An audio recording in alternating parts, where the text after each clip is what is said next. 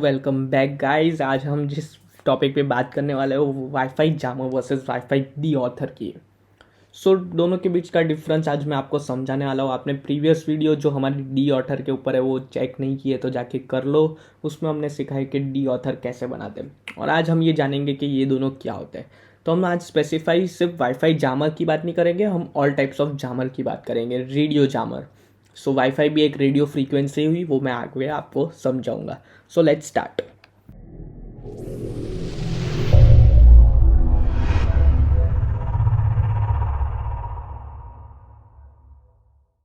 What is a radio jammer? Radio jammer क्या होता है? रेडियो जामर एक डिवाइस होता है जो एक नॉइस क्रिएट करता है, एक डिस्टर्बेंस क्रिएट करता है आपके सिग्नल के बीच में। बेसिकली आप क्या कर रहे होते हो? आप किसी के साथ कम्युनिकेट कर रहे हो, आप मुझसे बात कर रहे हो, मैं आपसे बात कर रहा हूँ और मेरे बाजू में आके कोई अलग सी नॉइज़ जनरेट कर दे, कुछ बोलना चालू कर दे तो एकदम लाउड आवाज़ आपको कुछ हम दोनों को हमारा कम्युनिकेशन क्लियर नहीं होगा, हम दोनों एक दूसरे को सुन नहीं पाएंगे। तो वही चीज़ ये डिवाइस करता है, ये एक नॉइस फ्रीक्वेंसी जनरेट करता है। ऑफकोर्स ये आपको सुनाई नहीं देती होगी, ये रेडियो वेव्स होते हैं। वो नॉइज़ रेडियो वेव्स जनरेट करता है। जो रेंज के होंगे, सपोज वाईफाई के रेंज का होगा तो वो रेंज का नॉइज़ जनरेट करेगा। उसके आसपास के भी जितने भी वाईफाई हो वो काम करना बंद कर जाएंगे, आपके फ़ोन से डिसकनेक्ट हो जाएंगे, बिहेवियर उनका बहुत अलग हो जाएगा, आप उनको यूज़ नहीं कर पाओगे। सिंपल। अब देखते हैं ये कैसे काम करता है। जैसा कि मैंने बोला कि एक फ्रीक्वेंसी जनरेट करता है।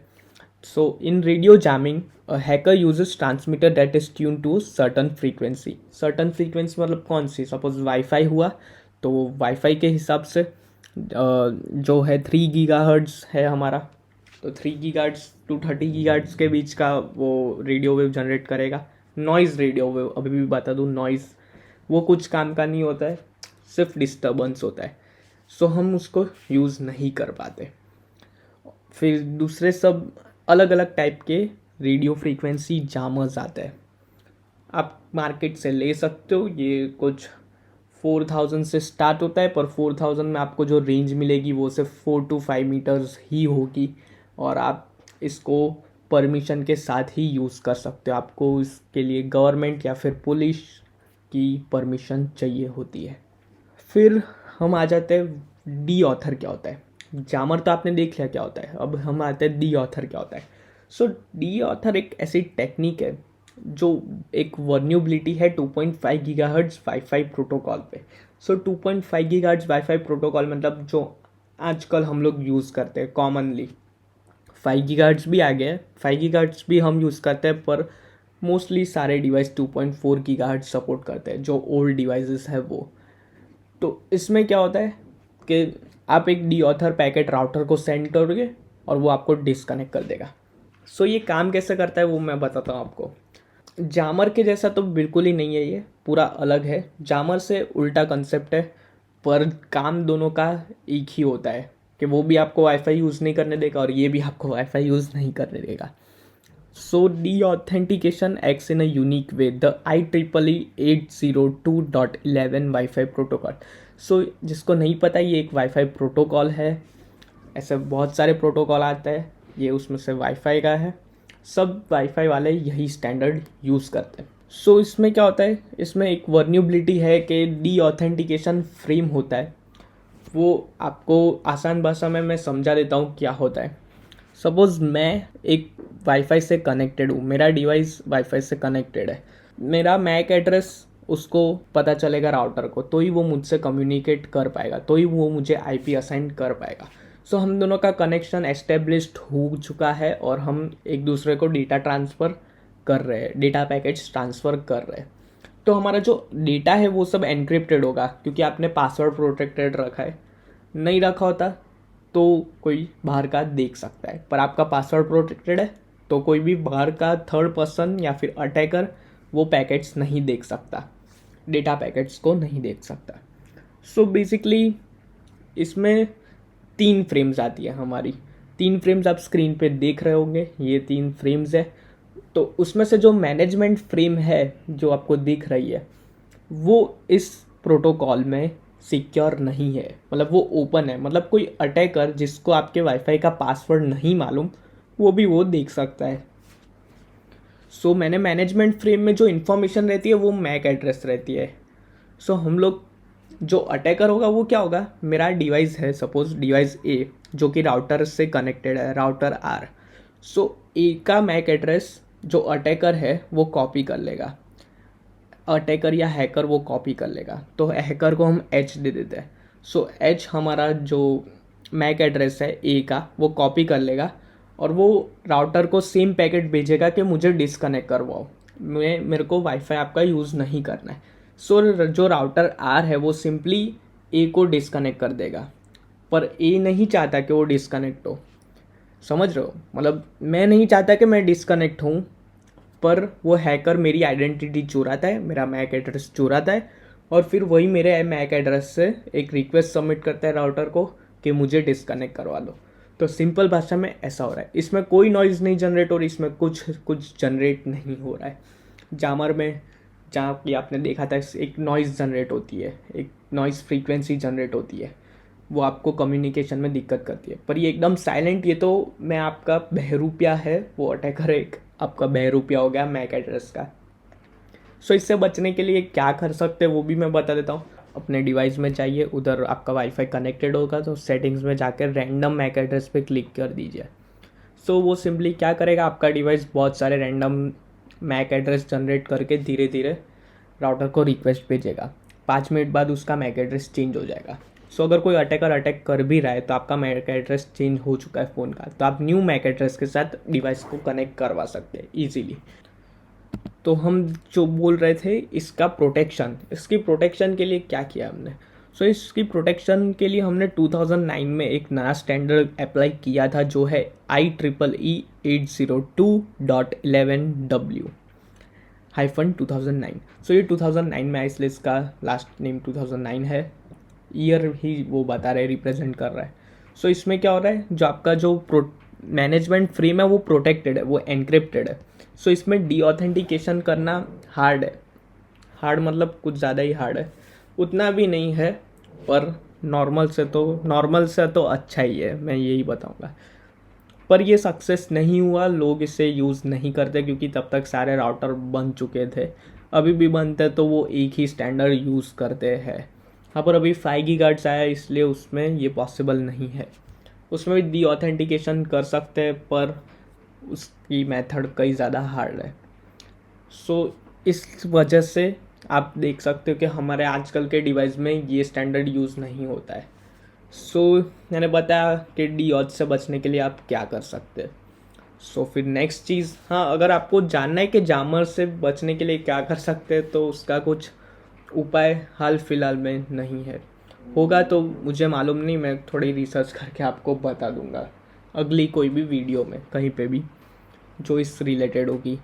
हाँ, तो अभी हम इन दोनों का डिफरेंस जान लेते हैं, एक समरी कि क्या है ऊपर से। सो जामर में जैसा कि इसमें लिखा है कि इलेक्ट्रोमैग्नेटिक डिस्टर्बेंस जनरेट करता है, एक नॉइज़ जनरेट करता है जो टारगेट और रिसीवर दोनों को, सेंडर और रिसीवर दोनों के बीच में, कम्युनिकेशन के बीच में प्रॉब्लम खड़ी करता है। सो वो एक दूसरे से कम्युनिकेट नहीं कर पाते। उसी साइड वाईफाई डी ऑथेंटिकेटर में या फिर वाईफाई डी ऑथर में क्या होता है, so WiFi deauther stands unencrypted packets of data called management frame, जैसा कि मैंने बताया था मैनेजमेंट फ्रेम। सो उसमें वो अपना मैक एड्रेस क्लोन करता है सामने वाले जो भी डिवाइस है उसका मैक एड्रेस क्लोन करके वो राउटर को कमांड देता है कि मुझे डिस्कनेक्ट करवा दो, और राउटर समझ जाता है कि भाई ए को डिस्कनेक्ट करना है, पर असल में करना नहीं होता, इसलिए क्योंकि वो अनएनक्रिप्टेड होता है। इसलिए आपको पता चला है अपना एनक्रिप्शन कितना ज़रूरी है इस चीज़ में, सब चीज़ में, इसलिए अपने डिवाइस को पासवर्ड प्रोटेक्टेड रखिए। ओके, इससे तो कुछ नहीं होगा, पर जो मैक एड्रेस बोला था वो उससे होगा, रैंडम मैक एड्रेस। दूसरी चीज़ों में भी अपना पासवर्ड, हाँ, वो भी वीडियो हमने अपलोड की है, इनफैक्ट आप हमारी नेटवर्किंग यही प्लेस लिस्ट में जाके चेक कर सकते हैं।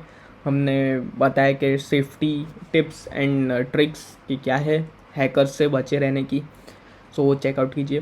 फिर दूसरे पॉइंट पे आ जाते हैं फटाफट। दूसरा पॉइंट है expensive. So radio jammer is much more expensive than WiFi deauther. So radio jammer इतना एक्सपेंसिव क्यों है? क्योंकि इसमें जो भी हमारी चीज़ होती है वो मोस्ट ऑफ हार्डवेयर करता है। हार्डवेयर इसमें पावरफुल चाहिए होता है, क्योंकि हम एक पावरफुल नॉइज़ जनरेट कर रहे हैं। अगर हमारी नॉइज़ इतनी पावरफुल नहीं हुई तो हम जाम ही कैसे कर पाएंगे? ओके, अगर बहुत धीरे से मैं कुछ बोलूँ तो मैं किसी के बीच डिस्टर्बेंस नहीं करने वाला हूँ, पर मैं एकदम लाउड नॉइज़ क्रिएट करूँ तो मैं डिस्टर्बेंस क्रिएट कर पाऊँगा। इसलिए वो ज़्यादा एक्सपेंसिव है। इसकी प्राइस लगभग 4000 के ऊपर ही होता है सब। 4000 में भी आपको बहुत छोटी रेंज मिल जाती है, जो कि है 4 मीटर्स की रेंज। ओनली 4 मीटर के डायमीटर तक आप जितने भी डिवाइसेस हैं, आपका सेलफोन या कुछ भी, सबको वो जाम कर देगा। और उसी दूसरे साइड देखा जाए तो डी ऑथर बहुत ही ज़्यादा सस्ता है। जैसा कि हमने प्रीवियस वीडियो में बोला था कि ये $3 to $5 के बीच में भी बन सकता है, इतना सस्ता है ये। सो कि डी ऑथर में आपका जो भी चीज़ होती है वो हार्डवेयर बेस पे कम होती है, सॉफ्टवेयर लेवल पे ज़्यादा होती है।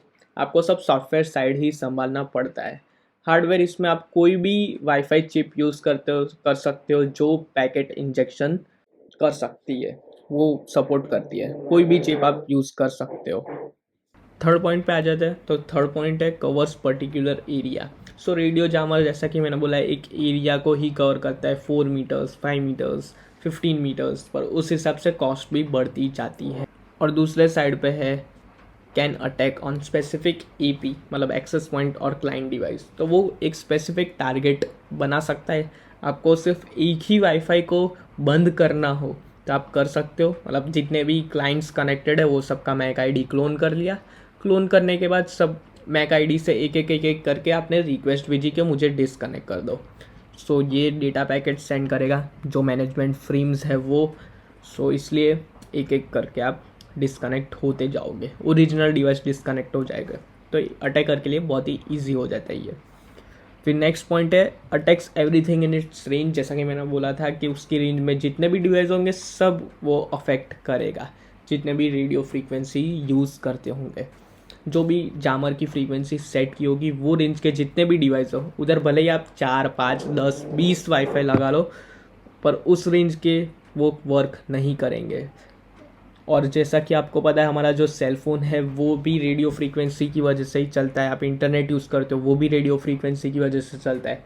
आप रेडियो डिवाइस सुनते हो वो भी, उसके वॉकी टॉकी सब रेडियो फ्रीक्वेंसी बेस्ड ही है। सो इसलिए ये ऐसा होता है। और दूसरे साइड हम देखें डी ऑथर, तो डी ऑथर अटैक उसी पे करता है जिसको आप चाहो। सो आप जितने, हाँ, पर मैं ये भी बता दूं कि एक डी ऑथर से आप एक ही वाईफाई पे अटैक कर सकते हो। एक ही डी ऑथर से आप 3-4 क्लाइंट्स साथ में डिस्कनेक्ट नहीं करा सकते हो। आपको एक राउटर पे फोकस करना है, वो एपी पे फोकस करना है। वो फोकस करने के बाद आप उसी पे ही अटैक कर सकते हो एक ही साथ। पर उसी साथ जामर सब पे एक साथ अटैक कर सकता है, डी ऑथर नहीं कर सकता है। वो एक स्पेसिफाई एक टारगेटेड डिवाइस पे ही अटैक करेगा, एक टारगेटेड राउटर या टारगेटेड डिवाइस। फिर जो नेक्स्ट चीज़ है वो need permission of government to use. हाँ, तो जामर के लिए आपको गवर्नमेंट या पुलिस या कोई भी अथॉरिटी होती है, गवर्नमेंट ऑफिशियल्स की परमिशन लेनी होती है कि आप इस जगह पे वाईफाई जामर यूज़ करोगे इतनी से इतनी रेंज का। वो परमिशन होगी, उसके बाद ही आप उसको यूज़ कर सकते हो। और उसी याद वाईफाई डी ऑथर में परमिशन चाहिए होती है, पर किसकी चाहिए होती है? जिसका वाईफाई है उसकी परमिशन और क्लाइंट की परमिशन। सो ये दोनों की परमिशन होगी तो आप कर सकते हो, वाईफाई यूज़र या फिर वाईफाई क्लाइंट, जो बोलना चाहो आप वो। सो बस आज की वीडियो में इतना ही था। Thanks for watching. Make sure to like, share and follow us on Instagram as well as subscribe to our channel for more tech videos like this. हम बहुत ही मेहनत कर रहे हैं आपके लिए वीडियो बनाने के लिए। हर मंडे वीडियो अपलोड कर रहे हैं। सो आपने हमारी वेबसाइट चेकआउट नहीं किया तो जो कि है voltdebug.in, link is in the description box below. Description में और भी चीज़ मिल जाएगी। इसका प्रीवियस वीडियो है जो वाईफाई डी ऑथर के ऊपर है, वो भी आप चेकआउट कर लीजिए। साथ में हमें फॉलो कर लीजिए इंस्टाग्राम पर। और कुछ क्वेरी हो तो हमें कमेंट सेक्शन में लिख के बताइए किसके ऊपर वीडियो चाहिए, हम वो भी बताएंगे। और जल्दी से जल्दी 2 लाइक्स बाकी है, वो 2 लाइक्स कंप्लीट कर दीजिए जो हमारी इंस्टाग्राम हैकिंग ओसेंटग्राम वाली वीडियो है उस पर, सो हम सेकेंड पार्ट रिलीज़ कर देंगे। Thank you so much for watching.